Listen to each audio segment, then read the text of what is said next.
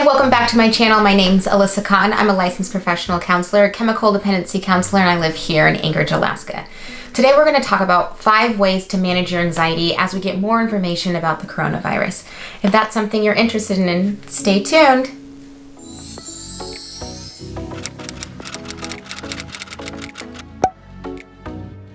As we notice all over the news, there's more information every single day that we're getting about the coronavirus. And some of the information is backed up by sources, and some of it's just word of mouth.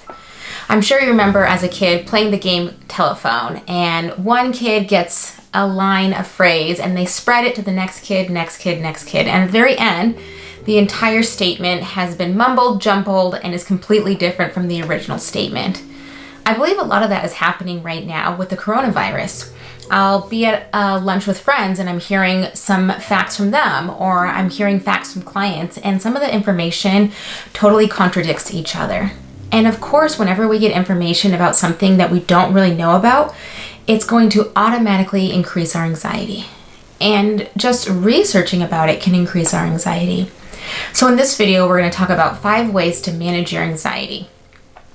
Step 1 is take a deep breath and recognize as we experience anxiety, what happens is our heart rate starts to elevate and our heart rate starts going faster and faster and faster. So step 1 that we can do as we're managing our anxiety is doing coping skills that's going to help lower our anxiety. And how we lower our anxiety is doing things that's going to lower our heart rate. When our heart rate starts to pump more, we're starting to get more adrenaline and more blood running through our body, which is going to elevate our anxiety. So managing your anxiety by lowering your heart rate looks like doing a yoga class, doing something that's going to help you focus on your breath, focus on your body, listening to soft music, taking a nice walk, doing some coloring, some drawing. Those are all really great ways to lower your heart rate and manage those different symptoms of elevated heart rate, which is going to increase our anxiety. And if we're in the middle of trying to lower our anxiety and do something that allows us to focus on lowering our heart rate, we might feel more in tuned to those thoughts about what's going on with the coronavirus. That's where we can just pause, bring our attention back to our breath. Our breath is always in the moment. It's not in the past, it's not in the future. Our breath is in the here and now. And so when we're managing our anxiety, we can take a deep breath and allow ourselves to be in the here and now. Comment below on ways that you lower your heart rate. I'd love to read those. Step 2 is limit the amount of time that you are going to be on researching. So limit the amount of time that you're going to spend on the news, on reading articles, on checking what the head count of deaths or people that have been contracted the infection, right? Lowering the amount of time. So what that looks like is maybe you allow yourself 15 minutes a day. So you put on your timer 15 minutes and that's it. Leave it at that, and when the timer goes off, stop researching.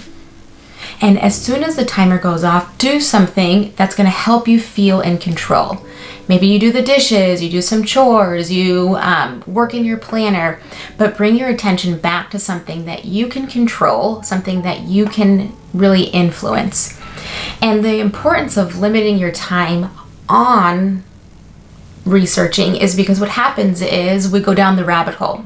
Like Alice in Wonderland, you fall down this hole and it feels like there's no return, and you can be on videos or websites or social media just learning all this different information and getting overloaded, right? And not knowing what you can do or what you can control is going to increase your anxiety. So tip number 2 is limiting the amount of time that you spend researching information about this virus. Tip number 3 is check your sources. Stick to the facts. So if you stick to the facts, right, there are very reliable resources out there that are just stating the facts. They're not saying, well, we might have heard this, or we might have heard that, or it's not as bad as it is, or it's awful, the world is ending, right? We keep hearing that, but that's all very subjective. That's not facts, right? How can one person say the world is ending and the other person say everything is okay? Those aren't facts. That's all perception, right? Sticking to the facts are numbers, right? Sticking to those kind of facts allow us to put things in perspective. Tip number 3, looking at those sources. Where is this information coming from? Who's funding these articles? Is this information helpful to us or hurtful to us, right? Is this information going to send us in a tailspin, or is this information going to give us more information so we can be better prepared? So kind of checking the sources of, are these reputable sources that we're finding, or is this just new information that we don't really have quite a great picture of what's going on? And so when we're looking at sources and facts, it's important that we limit the amount of sources we research. And I'm saying that all in regards to managing our anxiety, right? If you are doing research about the coronavirus and it gives you no anxiety, great, do that. But it sounds like you're watching this video because you're needing new tips to manage your anxiety. And limiting the amount of resources and sources that you kind of view or read or watch or listen to is going to help you manage your anxiety in a better way than going down again that rabbit hole and researching until we find an answer that we might not even know what we're actually looking for. We're just kind of researching and to keep researching. Tip number 4, incorporate more fun. We keep hearing lots of negative news and lots of negative information, and sometimes that can really put a damper on our mood. It can make us feel more anxious. Am I next? What do I need to do? What's going to happen? What's my plan? And we start having all these fears and these questions. And I encourage you to have fun. Do some things that are going to make you laugh. When we laugh, we're actually releasing positive endorphins. That's going to help us manage our anxiety. And if we're not able to just laugh with a friend, go online and find things that are really positive that's going to make you laugh. Like a comedy show, or even here on YouTube, there's lots of videos out there that can help you make you laugh. Call a friend. That is a really safe way to connect with someone. Reach out to people that you haven't reached out to in a really long time. Is going to be a great distraction, a healthy distraction. It's going to help lower your anxiety, and it's also going to help you feel connected to other people. So I really encourage you to have fun, reach out, and try to do new things that's going to push your comfort zones in a new way. If you can push your comfort zone, maybe you don't like talking to people on the phone and you're like, all right, I'm going to call my parents and just check in on them, or I'm going to talk to my friends that I haven't spoken to in a really long time. Reaching out and talking about the good old times to have fun is a really great tip to kind of help manage your anxiety. Tip number 5, make a plan. And making a plan that feels congruent with you and your family. Making a plan that can help soothe your anxiety. And that can look like talk to your employer about what the plans are in case you get sick. Talk with family and loved ones of what the plan is. But making a plan that allows your anxiety to feel in control. And I know that's pretty contradictory to what we know about anxiety because we're very rarely ever in control. But doing things in moderation, such as planning ahead, that can really manage the anxiety symptoms, because when you start to panic and your anxiety starts to escalate, you can start that self-soothing with that positive self-talk of saying, we've made a plan, we've talked to family, we've talked to work, we've talked to friends, we've done everything we can possibly do. There's nothing left but just to live our lives. And that's what I mean by make a plan. Make a plan that allows you to feel like you've done something in order to feel prepared. And I'm not saying you need to build a bunker under your house and live in it, kind of like the movie Blast from the Past. I'm not saying that at all. I'm saying do healthy things to make a plan. Maybe that means buying more groceries in case someone in your family gets sick and you can't leave the house. That might mean not using your PTO so you can use some of your paid time off in case something happens. I also want you to recognize, as you're making a plan, have someone you can call that can help you stay in perspective. Have someone that can help hold you accountable to say you are way off your basis. You are planning way more for apocalypse or a zombie attack than you are for the coronavirus. And so having someone that you can rely on, that can connect with you, that can help you, ground you, stay centered, and bring you back to what's going on in your day-to-day life is going to be really beneficial.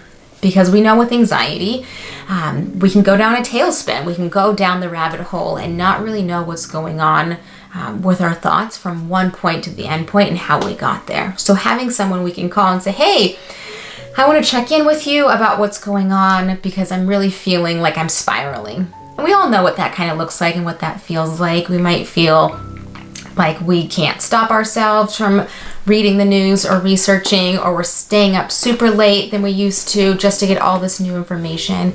And it's really important that we can call someone and say, hey, can you check in with me once a week to see how my headspace is doing? So let's recap the 5 tips to manage your anxiety as we get more information with the coronavirus. Tip number 1 is doing things that's going to lower your heart rate. So breathing, yoga, drawing, coloring, music, taking a walk, all of that stuff is going to help lower your anxiety. Tip number 2 is constrain the time frame that you allow yourself to do research. So that means taking less time, whether you put the timer on the clock for 50 minutes, 10 minutes, 2 hours, whatever you decide to do, make sure you limit the amount of time that you spend researching. And when you're done researching, do something afterwards that's going to make you feel positive. Tip number 3 is, again, check your sources. Where's this information coming from? Where's the information that maybe your friends or family or coworkers are getting their information from that they're sharing? So check your sources, check the facts, kind of stick to the facts of what you're being told. Tip number 4 is have fun. Try to do some new things while we're experiencing a kind of shift in the energy of what's going on in the world. And lastly, but not least, number 5 is make a plan. So having a plan that feels congruent with you and your family, that's going to allow you to feel controlled, centered, and somewhat in control in this whole world when we're not really feeling in control.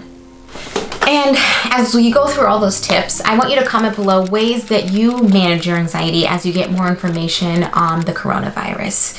And reminding yourself one day at a time. That's all we can do is one day at a time. Thank you for taking time to watch this video. Hit that like button and don't forget to subscribe. There's going to be more videos on ways to manage your mental health as we're getting more information on the coronavirus. And I'm Alyssa Cotten. Have a great day.